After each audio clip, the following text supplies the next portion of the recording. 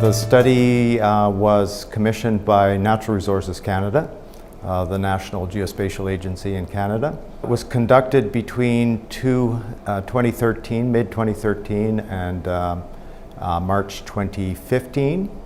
And the purpose of the study was to bring up to date the profile of the geomatics sector in Canada, to identify changes that were taking place in the market for geospatial information services, and most importantly, and for the first time, to estimate the value of the contribution of geospatial information use to the entire Canadian economy.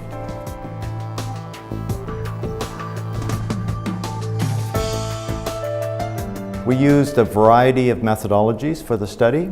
So we did an exhaustive literature review.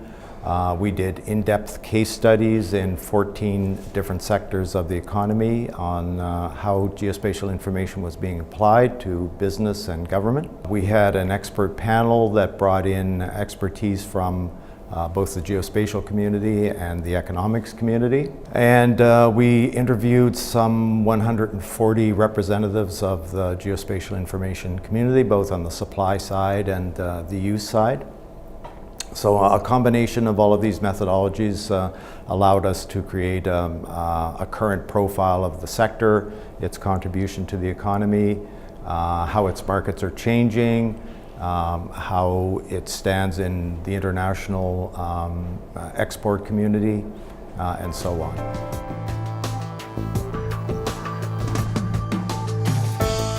A key trend for us was the change in the nature of the user community. So there's been a significant shift over the last 5 years in Canada, and I think internationally, from specialized users to more general users of geospatial information.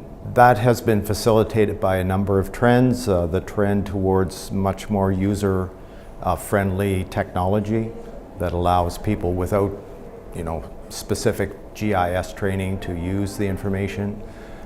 There's been a proliferation of the amount and types of data that are accessible. I think organizations like Google and Apple and some of the other major players who have started to use geography as a means of accessing other types of information has really opened up the marketplace to the use of geospatial information. We found that geospatial information is becoming completely embedded in business supply chains.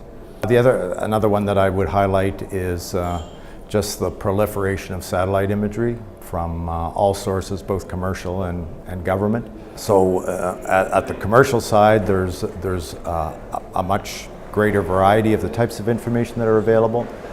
From the government side, we're getting a lot more information that's free from programs like the Copernicus program here in Europe. So yeah, there's lots of data and lots more facility in the use of that data through platforms that are being developed both in the public and private sector.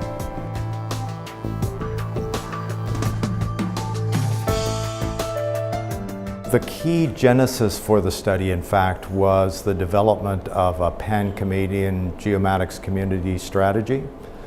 So in Canada, there was a group of leaders called the Canadian Geomatics Community Roundtable that started meeting in 2010 and was focused on what's the future of the sector? How is the sector contributing to Canadian economy and society?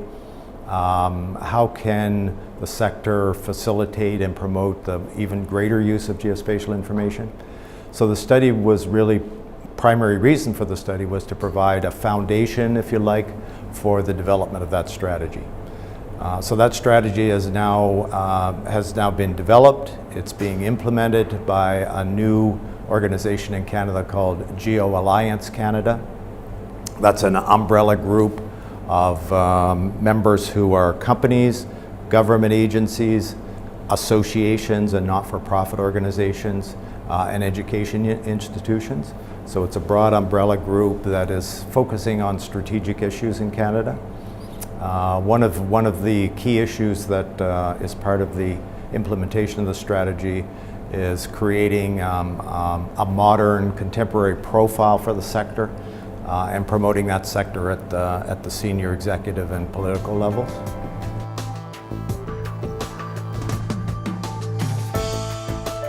Well, I think the study provides a template, if you like, of how to evaluate the use of geospatial information.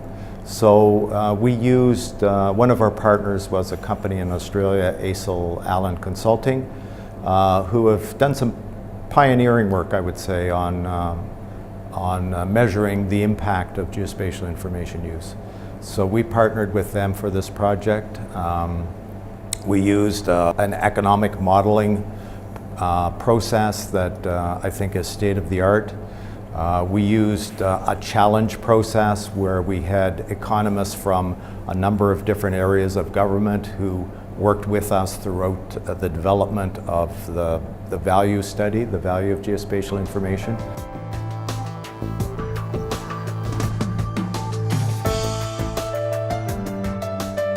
Geospatial information is an important part of the Internet of Things because location is a way of combining information from many different sources, many different sensors and other implements that are connected to the web. It's a way of bringing them together over a common area of interest. Everything that happens in location, and location is a good means of integrating information and being able to analyze it. In terms of big data, again, location is a way of sifting through big data and drawing out conclusions based on particular geographic areas and zones of interest.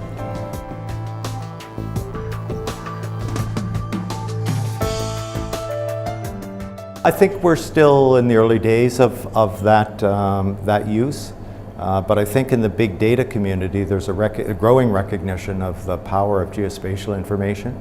So, analytics through the geospatial lens is at a relatively early stage, I would say.